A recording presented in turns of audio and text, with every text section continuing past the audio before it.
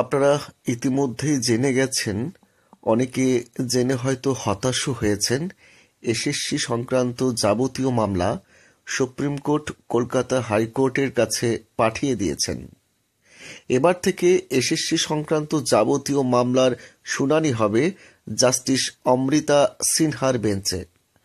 তবে জাস্টিস সিনহা ইতিমধ্যেই যে কটি রায় দিয়েছেন, যে কটি পদক্ষেপ গ্রহণ করেছেন এসএসসিকে কেন্দ্র করে, তাতে বিপাকে পড়েছে পশ্চিমবঙ্গ স্কুল সার্ভিস কমিশন।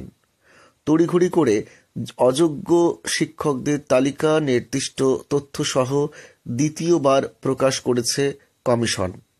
আবার অন্যদিকে একাধিক বিষয়ে যোগ্য চাকরিহারা শিক্ষক ও শিক্ষাকর্মীদের চাকরি ফিরে পাওয়ার সম্ভাবনাও প্রগাঢ় হচ্ছে।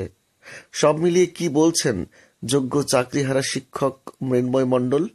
সরাসরি শুনুন তার মুখ থেকে। বর্তমান পরিস্থিতি যেগুলো আমরা অবজার্ভ করছি, গতকাল থেকে আমি লাইভে আসার চেষ্টা করেছি, অ্যাকচুয়ালি সময় করে উঠতে পারিনি বিভিন্ন কারণের জন্য। যাই হলো, বেসিক্যালি এখন আমরা যে সময়ের মধ্যে যাচ্ছি সেটা খুবই ক্রুশিয়াল টাইম, কঠিন সময়ের মধ্যে যাচ্ছি আমরা এখন। এর মধ্যে একটা খুব ভালো বিষয় আছে, যেটা আমরা মোটামুটি সকলেই জানি। পাবলিক ইন্টারেস্ট লিটিগেশন পিল ফাইল করেছিলেন, সেটা হচ্ছে শাওন আদিত্য স্যার। সেটা লাস্ট যে হিয়ারিংটা হয়েছিল, সেই হিয়ারিংয়ে জাস্টিস সঞ্জয় কুমার উনি বেঞ্চ চেঞ্জের কথা বলেছেন, এবং সেটা আমাদের অনারেবল সিজিআই, নিউ সিজিআই ওনার বেঞ্চে লিস্টেড হয়েছে 1 ডিসেম্বর। এটা আমাদের জন্য খুবই ভালো বিষয়, এবং আশা রাখছি এখানে সমস্ত যোগ্য শিক্ষক শিক্ষিকা শিক্ষাকর্মী সকলের জন্যই একটা ভালো কিছু আমরা এখান থেকে পেতে পারি। কারণ ওনার অবজারভেশন, যেটা জাজের অবজারভেশন, সেটাই বলি। উনি নিজেই বলেছেন যে যেহেতু আমি রায়টা দিয়েছি, কারণ কোনো বিপক্ষে রায় যাওয়া মানে সেটা মনে হয় বায়াসড। অবশ্যই ঠিক, সেই জায়গার থেকে আমরা স্যারের সঙ্গে কথাবার্তা আগেও বলেছি, আবারও বলবো। এবং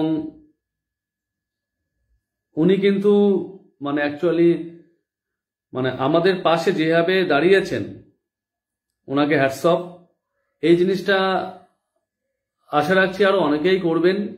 উনি সূত্রপাত করেছেন, এটা অনেক আগেই অন্যান্য অনেকে করা উচিত ছিল, কিন্তু উনি করেছেন, সেটা তার জন্য আমরা ডাব্লিউবিউটির তরফ থেকে ওনাকে হ্যাটস অফ জানাচ্ছি। এবং সবসময় ওনাকে জানিয়েছি যে আমরা সবসময় পাশে আছি, কারণ উনি যে লড়াইটা লড়ছেন শুধু যোগ্যদের জন্য নয়,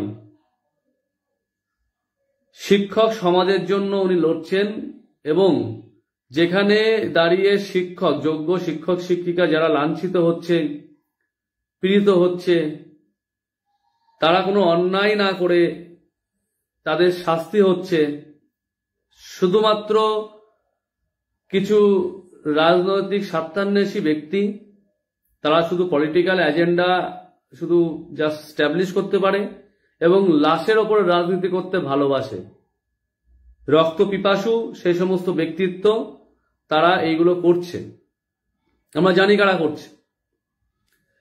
এবং কিছু কিছু ক্ষেত্রে আমরা দেখেছি বায়াসড অনেক কিছু ইনজাস্টিস আমাদের হচ্ছে, বায়াসড জাজমেন্টের জন্য, আমরা সেটা জানি। তথ্য প্রমাণ অনেক কিছু থাকা সত্ত্বেও সেইগুলো গভীরে যাওয়া হচ্ছে না, গায়ের জোরে কলমের জোরে মিসইউজ অফ পাওয়ার করা হচ্ছে, আমরা জানি সেটা। কিন্তু স্বাধীন ভারতের নাগরিক হিসাবে, শিক্ষিত নাগরিক হিসাবে আমাদের সংবিধানের প্রতি দায়িত্বশীলতা সেগুলো থাকেই।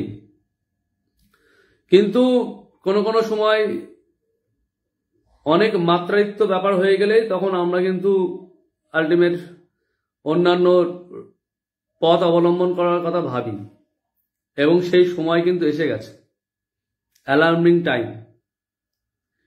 যাই হোক, হলো একটা বিষয় খুব অবাক লাগে। একটা কেস হাইকোর্টের single bench, division bench, supreme court থেকে অর্ডার হলো, যদিও অর্ডার রিটেন অর্ডার খুব কম ছিল, ডিসমিস ছিল, কিন্তু ভার্বাল অনেক কিছু হয়েছিল। এই সমস্ত কয়েকটা কেস হওয়ার পরে সেই কেসগুলো আবার ঘুরে ফিরে চলে আসছে হাইকোর্টে। খুব ভালো।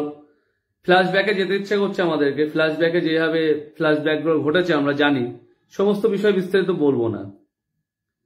ফ্ল্যাশব্যাকটা একটু মনে করুন কিভাবে আমাদের সঙ্গে নোংরা রাজনীতি হয়েছে, আপনারা বুঝতে পারবেন। সেই একই সন্দিক্ষণে দাঁড়িয়ে আছি আমরা, কিন্তু আমরা জানি এই যে নতুন সিস্টেমে আমরা আছি সেটা যথেষ্ট স্ট্রং এবং গেজেটটা সঠিক।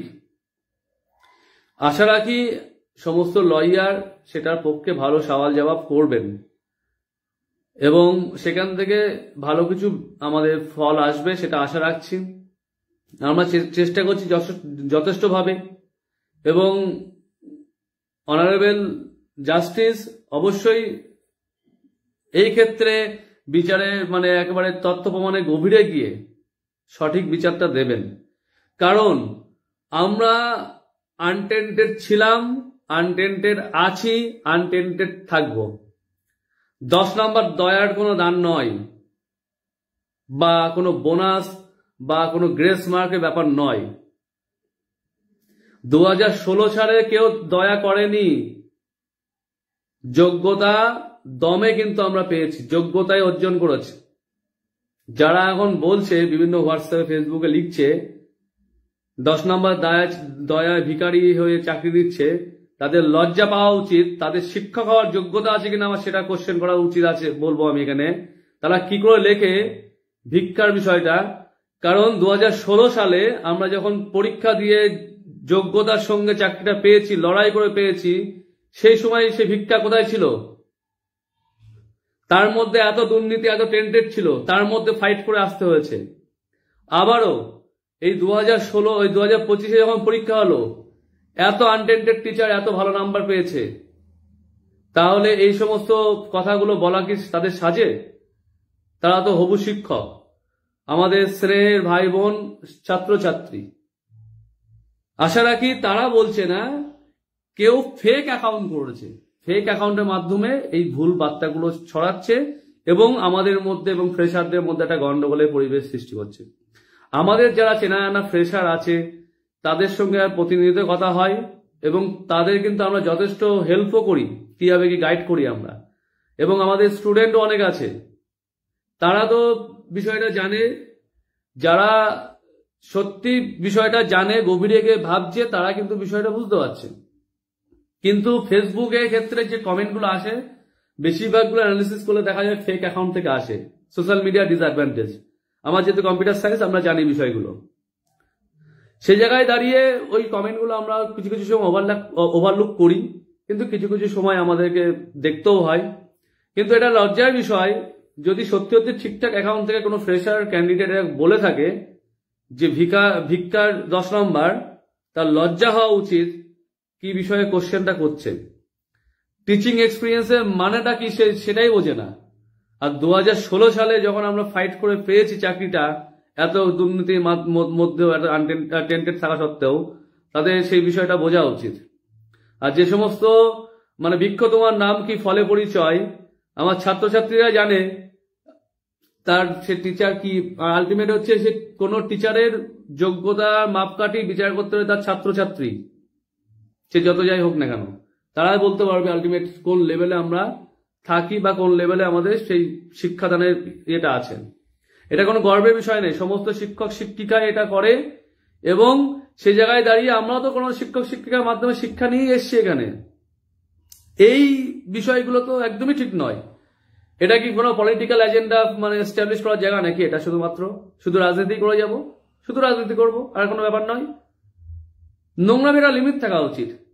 শুধুমাত্র দেখা যাচ্ছে মানে জাস্ট লাশের উপর রাজনীতি করতে হবে, একটা অশান্তিকর পরিবেশ তৈরি করে দাও, দিয়ে রাজনীতি করো, হাততালি দাও বসে বসে, নোংরামি চরমে। যারা হলো আমাদের লয়ার থাকছে আগামীকালও, পরবর্তীও থাকবে।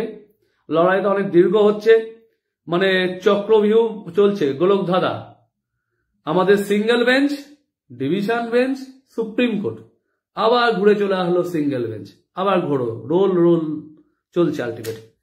আমাদের জার্নিটা লেন্দি হবে, টাকা পয়সা অনেক খরচ হবে, কিন্তু আমরা হাল ছাড়ছি না। যদি কেউ ভাবে এতে আমাদেরকে দমিয়ে দেবে, তাহলে সে ভুল ভাবছে।